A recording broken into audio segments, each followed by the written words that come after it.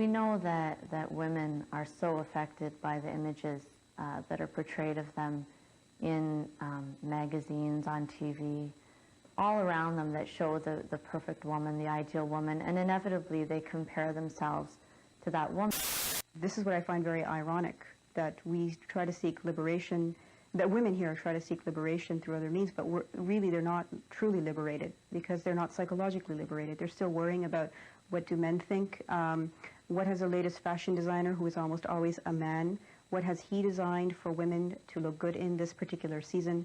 Therefore, we find that young women attempt to be things that they're not. Welcome to the Anthony Spade channel.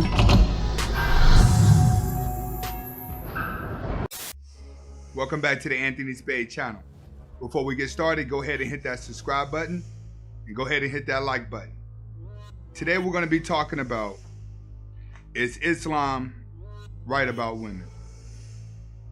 Okay, in the Western civilization that we live in the Western world, a man is in competition with a female. We battle for dominancy. We battle for respect. We battle for equality. We battle attention. We battle who's better than who. We battle jobs. We battle for everything between man and a woman to show superiorness.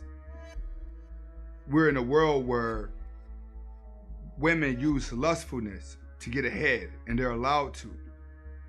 Where women can use their privileges to gain power.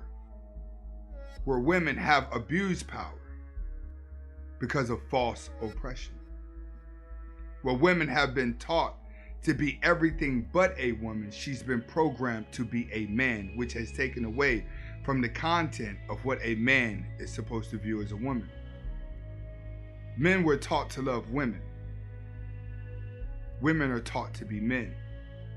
It makes a confusion state of mind whenever you have one species that's going against their natural habitat and you have another species who's forced to go against his habitat, which creates confusion. When you have confusion amongst two species, then they divide, and it makes it easier to conquer. Women have been masculized in order to conquer feminine men. Women were birthing men to feminize. Now we live in a world full of lust, crime, negativity, death, moralists, genocidal demons. But on the other side of the world, you have the Eastern civilization, the Middle East, where you have a different type of woman. The type of woman that looks at lust as being bad, so she covers herself up so a man doesn't fantasize about her. A place where women value their brains more than they value their bodies, so they cover up to make a person get to know them. A place where family first, even though she wants to be independent. See, Middle Eastern women want to go to school too. They want to be smart.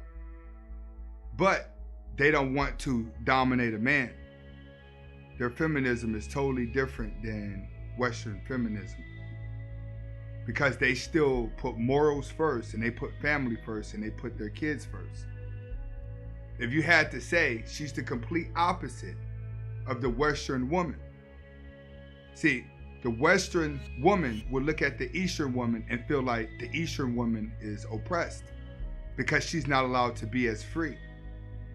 But majority of the Eastern women do not even want to be as free as Western women, because they feel like Western women have devalued themselves and men have lost respect for Western women because of how they have devalued themselves and have made themselves a sexual object.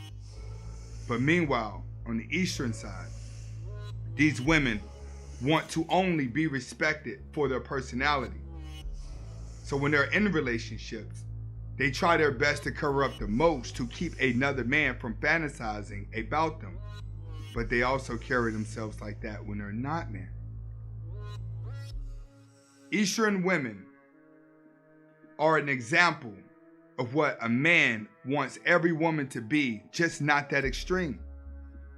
See, Western civilization thinks it's extreme for a woman to cover up. It's extreme for her to do that. But look what happens when you allow her to walk around not covered up. Look at the results you get. Look at the mental illness you get. Look at all the things in life she's forced to pay attention to just by taking her clothes off and seeking attention. Look how much psychological damage is done to her. She could get her power back just by simply not looking for attention, which is what the Eastern woman does. She doesn't seek attention. She requires less dopamine. She stays focused. Family comes first. Morality comes first. Her spiritual beliefs come first. Defeating a man is not even in her nature. Overpowering a man is not even her nature, even though she gains education as well, even though she works as well. But no matter how much freedom they're giving, they choose not to take advantage of it. See, they don't feel like they're oppressed. They feel like they're spiritually connected with their man and they're spiritually connected with their beliefs. So they're happy with who they are. What others think is oppression is false oppression to them. And the ones that actually are suffering from false oppression has made themselves believe that it's real oppression.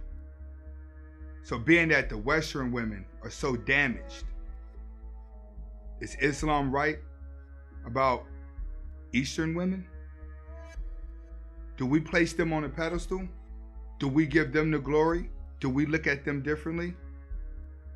Or do we still put them in the same category as all women? This is Anthony Spade. Hasta la vista.